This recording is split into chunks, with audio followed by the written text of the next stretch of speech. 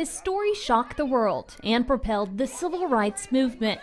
Emmett Till, at the age of 14, was abducted, tortured, and lynched for offending a white woman. Nearly 70 years after his death, his family is still working to keep his memory alive. It's a beautiful thing to be able to humanize him.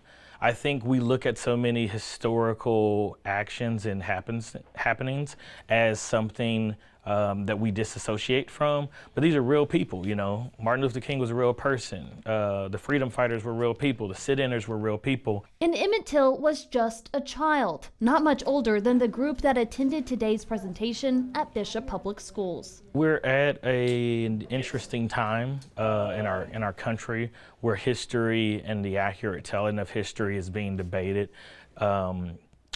This is a story that even when we were talking about history isn't necessarily mentioned. And that's why one teacher says it's important to give children the full story and not the sugar-coated version. Black history is American history, and as we know here in the state of Oklahoma, that the teaching of Black history as a whole is being challenged. And so we want to make sure that our students get to hear all of the history.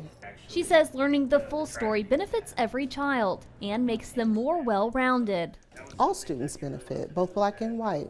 We have a number of different ethnicities here at our school, and so some of our students had not heard that story because it's not something that's taught, because it's an ugly part of history. That history was something Till's mother wanted the world to see.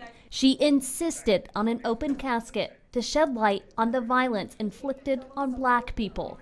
And while no one was ever held accountable for Till's death, his family hopes his legacy will live on through the lives he continues to touch. This next generation, they're so bright, they're so inquisitive, they're so determined that I know that they're going to create a lot of change.